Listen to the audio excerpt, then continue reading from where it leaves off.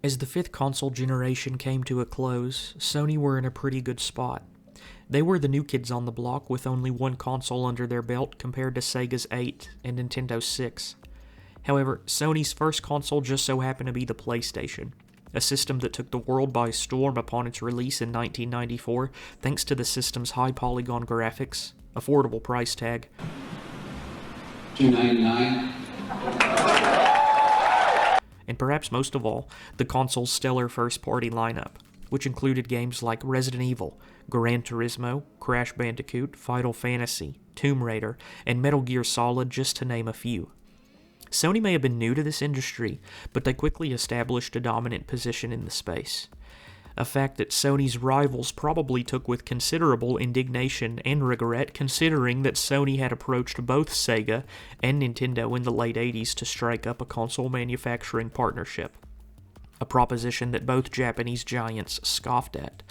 Now, though, Sega and Nintendo were suffering the consequences of allowing Sony to go at it alone, as the PlayStation 1 went on to become the first home console to sell 100 million units. As Sony began developing the successor to the PlayStation 1, they knew they had to go bigger, bolder, and better. Coming hot off of the most successful debut console of all time, they were keen to avoid the dreaded sophomore slump, a fate that had befallen Sony's contemporaries in the previous years. This precedent started with Nintendo in the 80s. Their debut console, the NES, sold 62 million units, while its follow-up, the SNES, did not even break 50 million. Sega suffered a similar fate, although that was considered more of a general slump, as they frantically tried to repeat the success of the Sega Genesis some 10 years prior. All eyes were on Sony as the sixth console generation began to ramp up. Up to this point, Sony were the first late adopters who had any staying power in the industry. Philips and Apple both made their console debut in the 90s, and both companies were out of the industry before the PlayStation was old enough to attend to kindergarten. Fans waited hopefully for a follow-up to their beloved PlayStation 1, and detractors hoped with fingers crossed that Sony flop on the release of the PS1's sequel. But this video isn't about the PlayStation 2's release or success. This video is about the bizarre marketing campaign Sony conducted to promote the release of the PlayStation 2, which still stands today as one of the most insane and bizarre campaigns in the industry.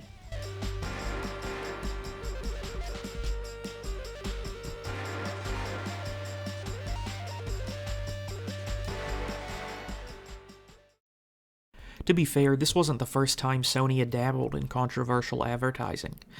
Oh no, they began showing a penchant for edgy marketing all the way back in 1995 to promote the PlayStation 1. While Nintendo and Sega focused their advertisement on children and teenagers, Sony saw an opportunity to capture the gamers who owned Nintendo and Sega consoles in the 80s, but were now adults who were seemingly neglected by the game companies they grew up on. The new strategy was clear: target young adults. Sony began going around to nightclubs and paying for demo rooms where patrons could take a break, sit down, and play some Ridge Racer. The Guardian reports that there were 52 nightclubs in the UK alone with dedicated PlayStation rooms by 1997. Sony continued to target the nightclub scene throughout the lifespan of the PlayStation 1, which culminated in a particularly controversial advert that debuted during the 1996 Glastonbury Festival. A cardboard flyer that read, "It's more powerful than God." Spurring more controversy were the cardboard serrations on the card, which seemed to be perfectly constructed to rip off and roll into joints. To anyone paying attention, Sony's edgy tone with the PlayStation 2 awareness campaign wasn't necessarily a surprise, but to see that bold, in-your-face advertising blown up to national television and print took many by shock. The advertisements themselves weren't necessarily designed to spotlight the features of their upcoming flagship console, but rather to spread awareness about the PlayStation brand. Sony's goal was to tell people, hey, we're sleek, we're mature, and we're a little weird. The adverts themselves feature bizarre images that mix the normal with the surreal, perhaps inviting the consumer to let the PlayStation add to their seemingly boring lives. The art direction seems to be somewhat inspired by the surrealist works of Salvador Dali. Besides Dali, Sony also seems to have taken inspiration from popular cinema of the time. The industrial, grimy look found in the ads emulates the look of contemporary movies such as Fight Club, Requiem for a Dream, and perhaps most notably, The Matrix. Regardless of what movies they may or may not have been inspired by, Sony definitely had the intent of adding cinematic flair to their campaign, as they sought out the work of famed director David Lynch. Any Lynch fan, myself included, will tell you he has a particular knack for the surreal and obscene, a trait which can be tracked all the way back to his cult classic college thesis film Eraserhead. Lynch directed a few commercial spots for Sony, some more bizarre than others. But perhaps no commercial Sony aired during this time gained as much notoriety as the Mountain commercial. Is there another station? Well, Senator, don't be vain, but come and get your tickets and be ready for this train. Oh, get on board. Which features a Shirley Temple sung The Gospel Train. Mountain went on to be nominated for 40 awards and ended up winning the Grand Prix at the Cannes Lions International Advertising Festival. It was the second most awarded commercial of that year. Unfortunately, the holistic reception of the advertising campaign did not enjoy the same success as the Mountain commercial did. In fact, many elements of the campaign were seen as controversial. For one, there were a number of advertisements that were seen as suggestive, and a handful are pretty explicit. One example of a controversial ad I can actually show is one that ran in India, which reads in the bottom right, "Because your girlfriend bores you shitless." Furthermore, there were many viewers seemingly confused and perplexed by the intent of some of the advertisements. The PlayStation 2 symbol is featured so nonchalantly in some, audiences may miss the brand entirely.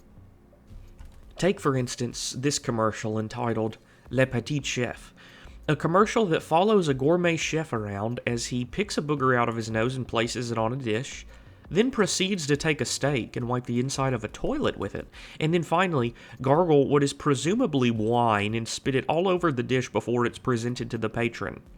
If you weren't watching this video, you would have no indication that this was a PlayStation ad until the final few frames of the commercial. So, the ultimate question is, was this campaign successful? Well, it's hard to say. Without access to data like website traffic, survey results, and net promoter scores of the time, we'll never know how successful Sony were at building positive awareness of the PlayStation brand. The only data we have access to are the PlayStation 2 sales numbers. The PlayStation 2 launched in 2000, first hitting Japan in March of that year. It then launched 7 months later in North America, and finally, it launched in Europe and Australia in November of 2000. PlayStation sales were slow at first, due to supply chain issues.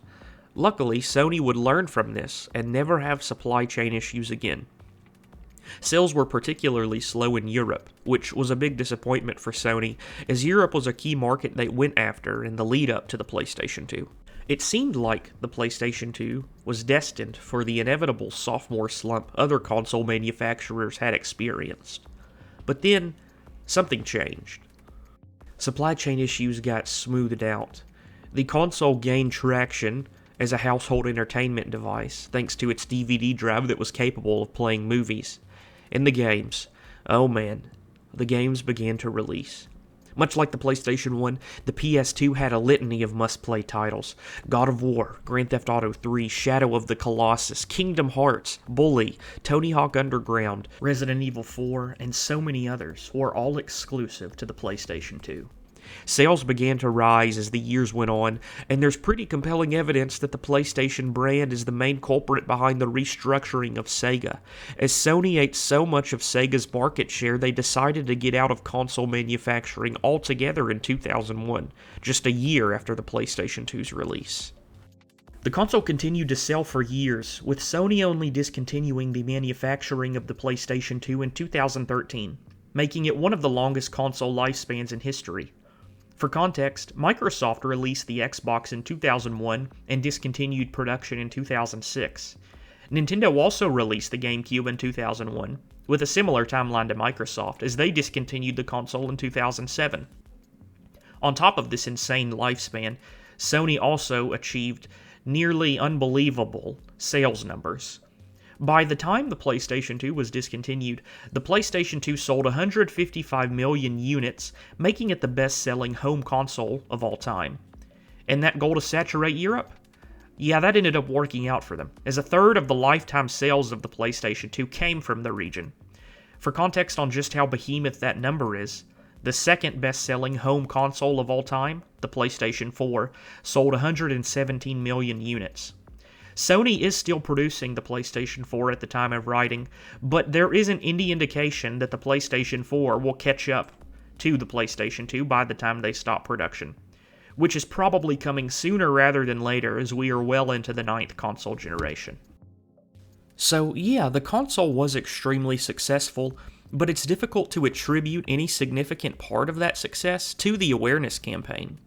As stated before, opening console sales were slow.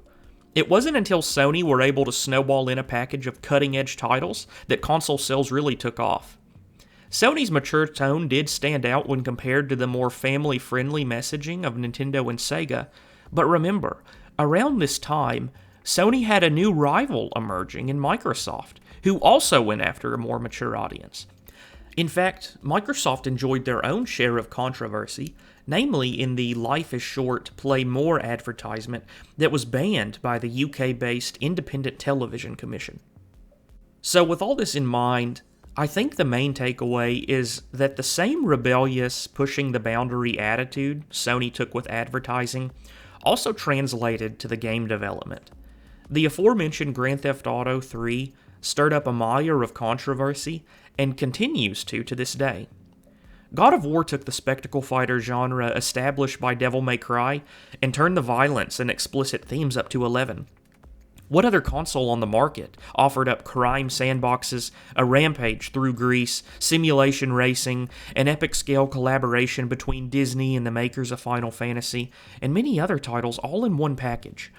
The answer is none, and the goodwill Sony established with its fanbase in this generation continues to pay dividends to this day, all across notorious network issues on the PlayStation 3 platform, to being the company on the cutting edge of the dreaded price increases on games, to a repeat of the same console supply issues seen almost 20 years ago. So-called Sony ponies or Team Bluers don't stay loyal because of weird advertisements in magazines or memorable commercials. No, the fanbase stays loyal because Sony has historically backed up talk with some of the best exclusives and commitment to quality seen in the industry.